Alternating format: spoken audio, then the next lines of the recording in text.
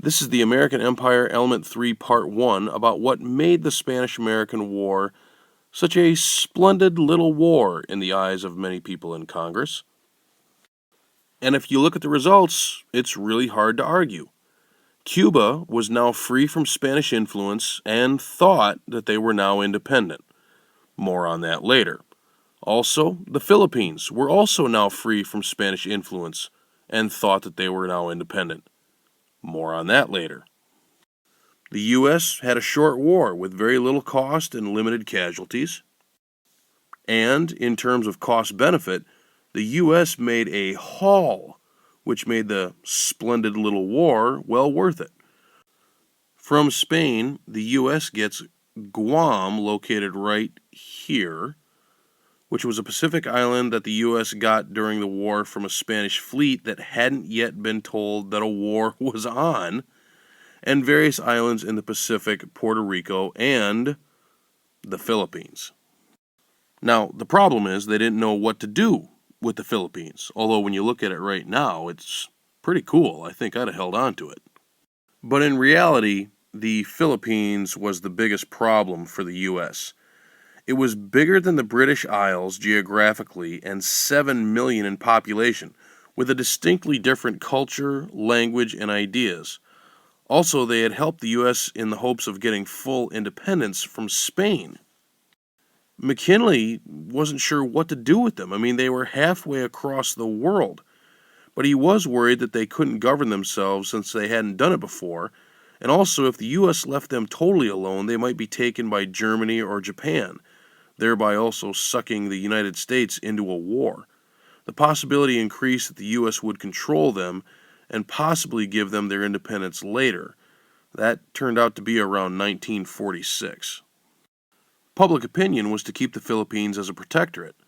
Protestant missionaries wanted to convert them from Spanish Catholicism, and business saw an opportunity for a new market of customers. Most notably, McKinley's wife, whom he was deeply devoted to, spoke to him often, fearing for the welfare of the Philippine people if they were left alone. McKinley himself was tortured by the decision and ultimately relied on prayer. He decided to annex the Philippines, paying the Spanish $20 million for Manila, which had actually been captured the day after fighting officially ended. The immediate effect was one of the most impassioned foreign policy debates in American history. What were we supposed to do with the Philippines? Alaska, Hawaii, and a few other islands that had been used mostly for whaling stations and supplying guano to replenish over-cultivated soil in the American South, had been the extent of our expansion to that point, and those had been thinly populated. The Philippines presented all new challenges. If you take a look at this slide here, you'll see the arguments of U.S. business owners and missionaries who were known as Expansionists. Now, Expansionists said that this was just continuing a history of expansion that was now reaching the Pacific. And it's worth it to you to pause this video for a second and analyze this slide to see what they're talking about in our history of expansion. However, some people didn't think expansionism was very good. They, of course, were the anti-expansionists, and they argued that expansion dishonored America's tradition of isolationism and anti-colonialism. We were basically puking up our traditional soul for 5 minutes of colonial greed, as one columnist wrote. Now, if you take a look at this political cartoon here, the president, William McKinley, is outfitting Uncle Sam with additional fabric because he just keeps gobbling up territories. And the anti-expansionists are bringing in a tonic for him. It's called anti-expansionist policy, but Uncle Sam is refusing to take it. But the anti-expansionists would not go away, and pretty soon something called the Anti-Imperialist League forms. Imperialism means empire. So the Anti-Empire League, the Anti-Imperialist League forms, and argues that we are violating our own principles of democracy and government by continuing on with expansionist policies. Now, if you take a look at this political cartoon here, you'll notice a representation of what happens next, the Philippine War and the open door in China. The Filipinos, remember, thought that they were going to gain independence for helping the United States during the Spanish-American War. They figured if anyone could understand that, it would be the U.S., who had once fought for independence against an oppressive government. But they were basically deceived. The U.S. had no intention of allowing independence. The Philippines had basically just traded one oppressive government, the Spanish, for another one in the United States, who was really just using them to try to get a foothold into China to have an open door economic policy and sell a bunch of stuff there to their customers. In February 1899, Emilio Aguinaldo, who led Philippine forces aiding the U.S., leads a rebellion against the U.S. 126,000 U.S. troops were immediately deployed to the Philippines. Now, in a lot of ways, this would foreshadow the Vietnam War of roughly 60 some odd years later. The Filipinos were poorly equipped and relied on guerrilla tactics in the jungle, hit-and-run tactics and traps, things like that. The U.S., for their role in it, practiced waterboarding as a torture technique and built concentration camps, not to the level of Adolf Hitler. They didn't kill anybody in the camps, but they did put them in camps to try to reconcentrate their thinking. Eventually, these tactics led to a win in 1901. The Philippine War had gone on for a little over 2 years. In the end, there were 4,000 U.S. casualties, and there were 600,000 Filipino deaths.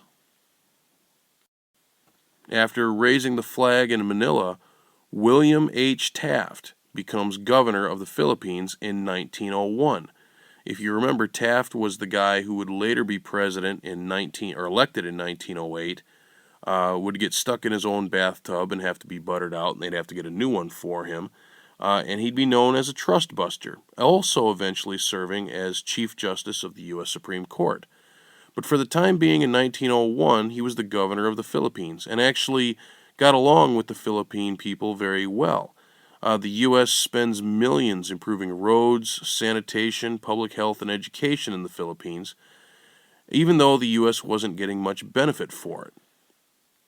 And even though Emilio Aguinaldo and the rest of the Filipinos absolutely hated the U.S. being there. But while the problems in the Philippines appeared to be somewhat resolved, there was another problem brewing in China with the Boxer Rebellion, which was threatening our open-door economic policy with them. After losing to Japan in 1895, China was being carved up by European powers. Concerned about losing Chinese markets, the American public demanded action. That, of course, led to the Open Door Note of 1899.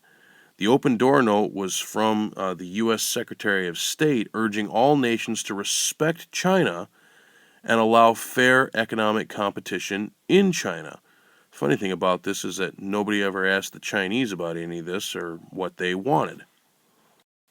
And frankly, the Chinese had had enough, at least some of them had. Chinese patriots, known as the Boxers, start what's called the Boxer Rebellion in 1900. The objective of the Boxers was to kill all foreign devils, and as a result, some 200 foreigners were murdered. The United States sent in 18,000 troops to end the Boxer Rebellion, and they succeeded, although it led to a lot of public discontent at home.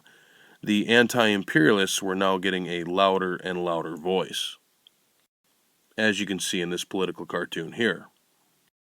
Problems were also popping up for the United States in Puerto Rico, right here, and Cuba, where we'd had some problems before as well. Puerto Rico, at this point, was neither a state nor a territory. They'd been given a limited degree of popular government by the Foraker Act of 1900 and U.S. citizenship by 1917. You can see the conditions of the Foraker Act right here. But they had no fully independent government, and many of them moved to New York City. Not just to the United States, they moved specifically to New York City. Now, this brought up a series of issues that we're still debating about today, and they were called the Insular Cases of 1901. Very important if you're in AP U.S. history. The U.S. Supreme Court decided that territories were subject to American law without getting all American rights. Those were the decisions of the U.S. Supreme Court through a series of cases called the Insular Cases. And again, it basically said that you were subject to American law, but you were not an American citizen and therefore didn't get all the American rights. Meanwhile, the U.S. military government in Cuba was basically working miracles. They'd improved government, finance, education, agriculture, and public health. They'd actually cleaned up the breeding places for mosquitoes, which ended yellow fever down there. The U.S. also honored the Teller Amendment. Do you remember what that was from a previous element? The Teller Amendment said that they would let Cuba be independent after the war was over, and they honored that. They left Cuba in 1902. But they didn't want to give it up totally. So the Cubans were forced to put the Platt Amendment of 1901 in their constitution when they made it. In the Platt Amendment, it said that the U.S. had to approve all Cuban treaties, all foreign loans, could intervene in Cuba as they saw fit, and got a base at Guantanamo Bay in Cuba.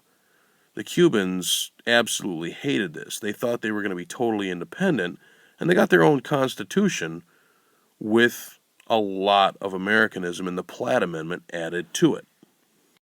So, by 1900, there was a quote-unquote American empire established by the Spanish-American War. America had earned the world's respect as a major power.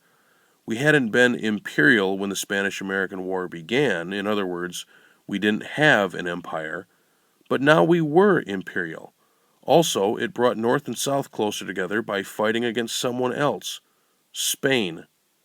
However, it also created new responsibilities and burdens for us that we had never experienced before. We had expanded before, but that was within our own borders, California, Texas, Arizona, New Mexico, and the like. Now we had expanded out into the world and picked up colonies with very different cultures than our own. Whether or not we were good for them is going to be debated by historians through the rest of time, but the simple fact remains that our empire, quote unquote, was well established, as were the responsibilities and the burdens of maintaining it and the people within it. Okay, that's it. Thanks for listening.